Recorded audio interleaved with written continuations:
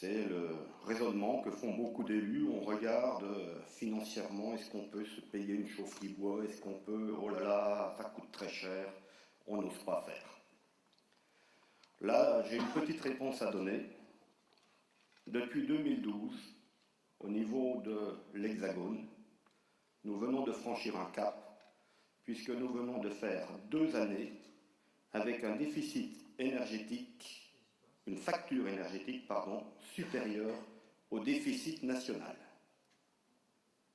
Le coût de l'énergie dépasse notre déficit. Si l'Hexagone s'était donné une politique de territoire à énergie positive, une autarcie de l'énergie, eh bien dans ce cas-là, nous aurions peut-être sérieusement réduit notre dette. Essayer de porter ce message, ça peut avoir des impacts. Et être territoire à énergie positive, pour moi, c'est être de l'avant, c'est effectivement donner de l'emploi, donner des envies, donner plein de choses. C'est pour ça que je suis très très heureux de donner à notre président ici présent un modeste cadeau. Et je n'ai même pas peur de dire que c'est un cadeau du sud de la Bourgogne pour le sud du Bordelais. Merci.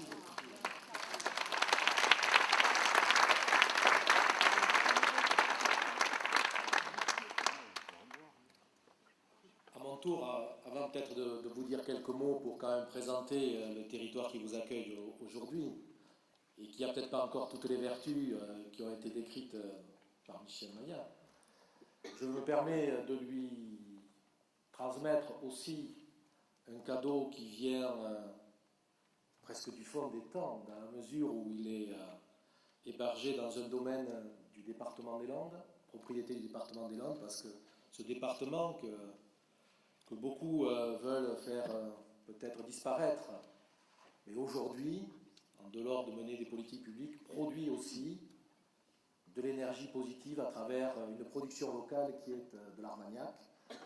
Et un armagnac de la meilleure qualité qui soit, parce que c'est du bas armagnac.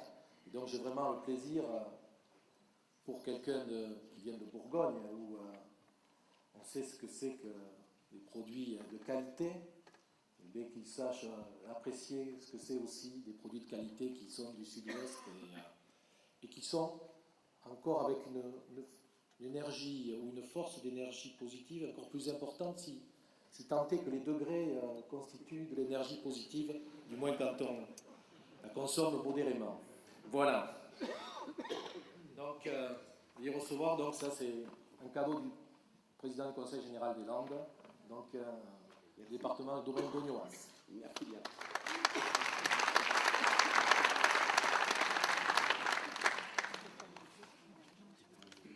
Je vais prendre un tout petit peu de votre temps pour vous expliquer peut-être un territoire qui vous accueille aujourd'hui.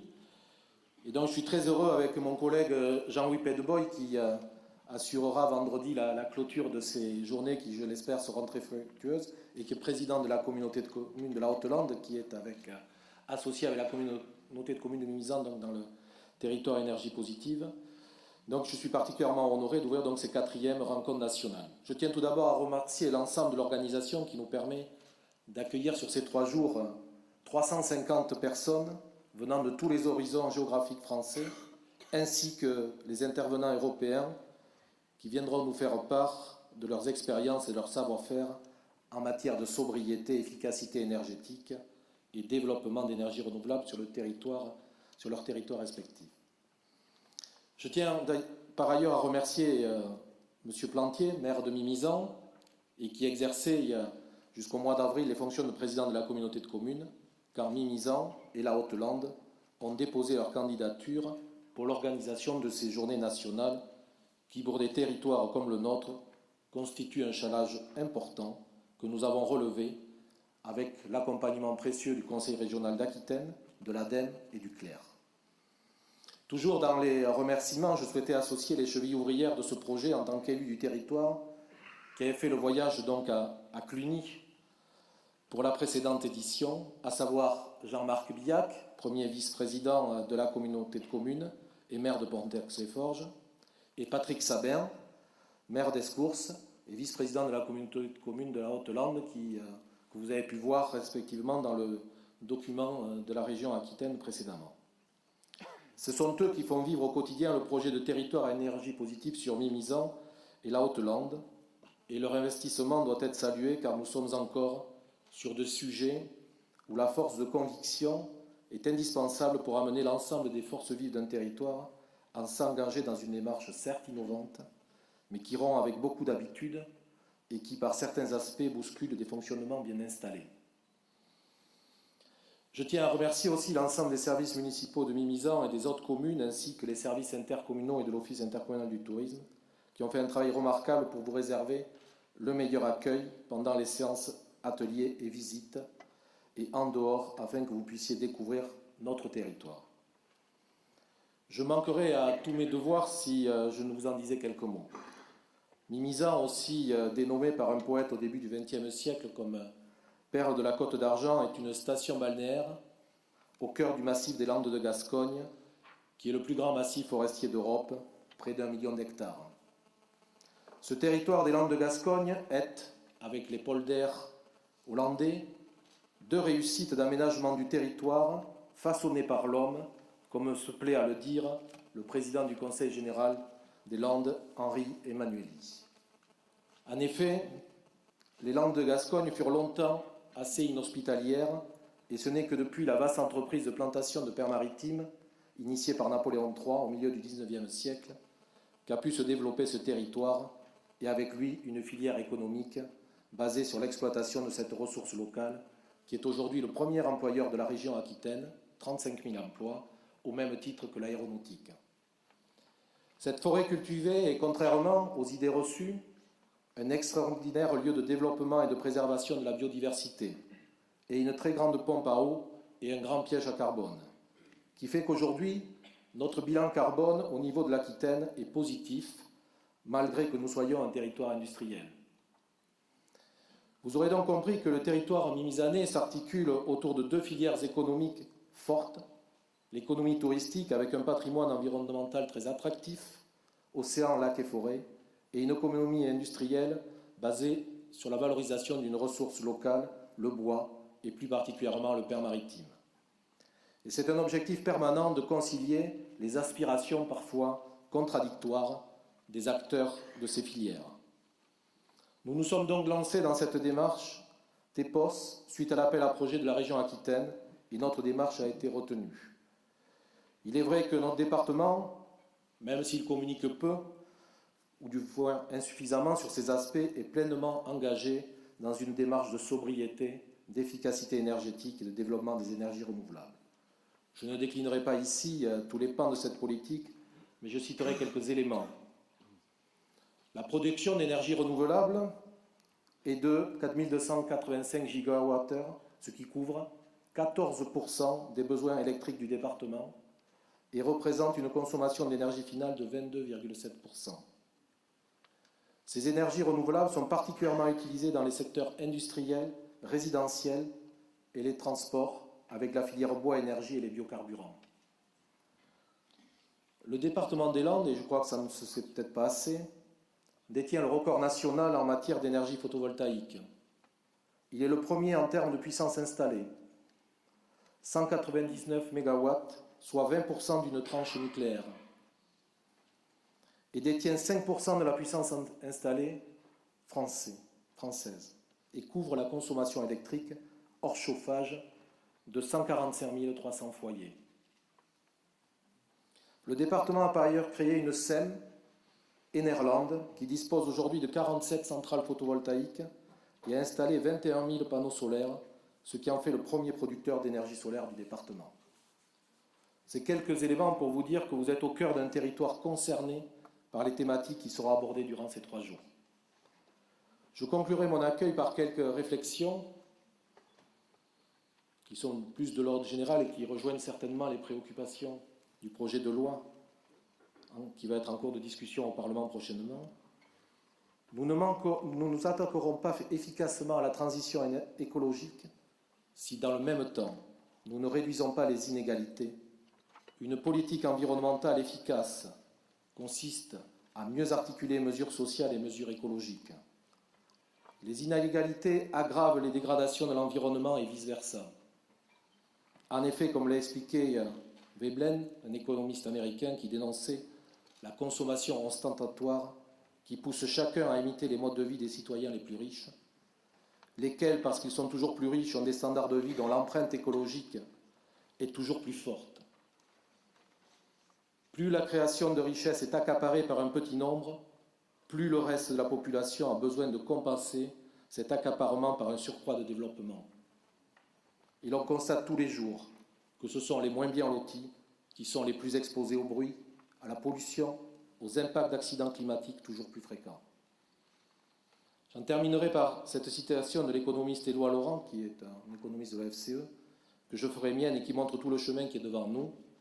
Tant que les questions écologiques ne seront pas systématiquement éclairées sous le jour des réalités sociales et notamment des inégalités, elles demeureront de l'ordre de la politique étrangère pour la majorité de nos citoyens. Merci de votre attention.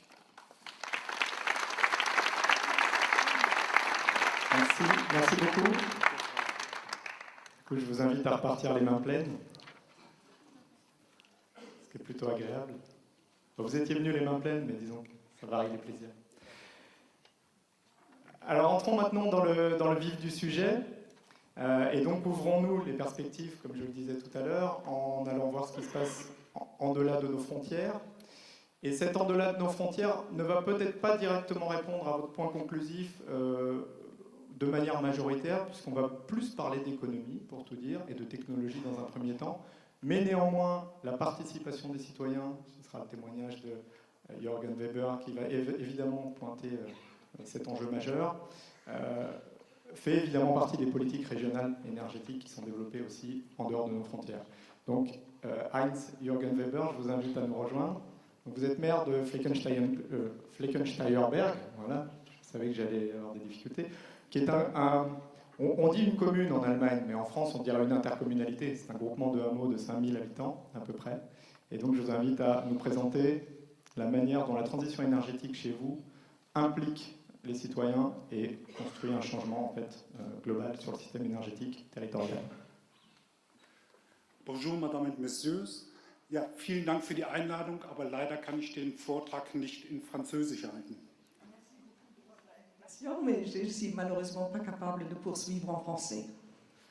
Ich freue mich aber, Ihnen etwas über die Bürgerbeteiligung bei der Energiewende in meiner Kommune, dem Fleckensteierberg, erzählen zu dürfen. Mais je suis très contente de pouvoir vous parler un petit peu de la participation de nos citoyens à la transition énergétique dans ma commune.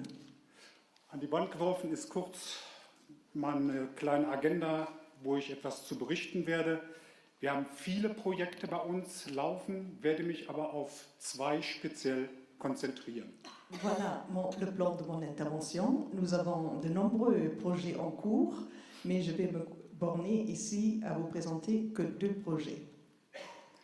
Ja, mein Name ist Heinz-Jürgen Weber, ich bin 53 Jahre alt und habe zwei Söhne. Sie sind 15 und 20 Jahre alt. Ich bin Diplom-Verwaltungswirt und habe eine Zusatzausbildung im Bereich Controlling. Und bevor ich 2013 zum Bürgermeister gewählt worden bin, war ich Polizeibeamter in der Stadt Hannover. Voilà donc un petit peu mon CV, 53 ans, mes deux enfants ont 15 ans et 18 ans. Je suis donc, j'ai un diplôme de gestion des services publics, mais avant d'être élu maire en 2013 de ma commune, j'ai été fonctionnaire à la police nationale. Und wenn man über Energiewende spricht, muss man auch sagen, was ist man bereit selber zu tun. Und jetzt möchte ich Ihnen einfach mal kurz schildern, was unsere Familie zur 100 EE-Region beigetragen hat. Et lorsqu'on parle de la transition énergétique, il faut toujours se demander qu'est-ce que je suis prête à fournir moi-même en tant que famille. Et voilà, je voudrais vous raconter ce que ma famille a contribué à cette TEPOS. Das ist einmal eine Photovoltaikanlage mit 15 kW. Nous avons installé une installation photovoltaïque qui fournit 15 kW. Thermische Sonnenkollektoren mit 80 Quadratmetern. Nous avons des collecteurs solaires pour la production d'eau chaude, ça fait 80 mètres carrés. Eine Wärmepumpe. Une pompe à chaleur. 2 Kaminöfen, die wassergeführt sind. Das heißt, wir heizen das Wasser für die Heizung und auch das Brauchwasser mit auf. 2 poêles à bois dont le surplus de chaleur chauffe également une poche, une réservoir d'eau chaude qui est réinjectée dans le chauffage et dans le chauffage de l'eau sanitaire. Und ich war der erste Bürgermeister, der mit dem Elektroauto in Deutschland durch die Gegend gefahren ist. Ich erledige alle meine Dienstgeschäfte mit meinem Elektroauto. Es ist mein eigenes. Et je suis le premier maire en Allemagne qui utilise pour ses déplacements de service une voiture électrique. Donc, je fais tous mes déplacements professionnels en voiture électrique. Jetzt kurz was über unsere Gemeinde. Quelques mots à propos de ma commune. Sind Einblicke aus unserer Gemeinde. Voilà, voici quelques images pour vous présenter notre commune. Sie liegt im Bundesland Niedersachsen und der Ort befindet sich im Prinzip zwischen Bremen und Hannover. Alors, la Basse-Saxe, mais pour être plus précis, la commune se trouve à mi-chemin entre Hanovre et Brême. Hat 8 Ortsteile und der Ort ist 1259 gegründet worden. 8 hameaux et qui remontent aussi loin que 1259. Wir haben 5249 Einwohner, die auf einer Fläche von 101 Quadratkilometer wohnen. 5249 habitants qui occupent une surface de 101 km². Wir sind landwirtschaftlich geprägt und haben kleine und mittelständische Unternehmen. Nous sommes donc dans une zone rurale, mais il y a également quelques petites et moyennes entreprises chez nous. Wie man unten auf dem Bild halt auch sehen kann, wir haben Gas und Öl produziert. Das findet auch heutzutage noch bei uns statt. Alors, nous avons eu une certaine production de gaz naturel et de pétrole, et il y a toujours encore quelques puits en exploitation. Trotzdem haben wir uns auf den Weg gemacht, die erneuerbaren Energien zu nutzen. Mais malgré ces ressources naturelles dans notre sous-sol, nous nous sommes tournés vers les énergies renouvelables. Der Tourismus ist bei uns noch nicht so groß im Geschäft wie hier, aber wir versuchen ihn auch aufzubauen. Le tourisme chez nous ne marche pas aussi bien qu'ici à Mélisant, mais nous faisons également des efforts d'attirer des visiteurs. Ja, das ist die Weltkarte und am 23. September 2013 ist der Flecken Steierberg in den Kreis der 100 EE-Regionen aufgenommen worden. Voilà la carte mondiale des régions TEPOS que vous connaissez certainement. Et nous voilà, depuis le 23 septembre 2013, qui faisons partie de ce réseau 100% énergie renouvelable. Das Ziel wurde erreicht, obwohl es keine Koordination gegeben hat. Alors nous avons pu entrer dans ce cercle, malgré il n'y avait aucun coordinateur chez nous. Und die Kommune hat dazu am wenigsten beigetragen. Et c'est en réalité l'administration de la commune, les services publics, qui ont contribué le moins à devenir 100% TEPOS.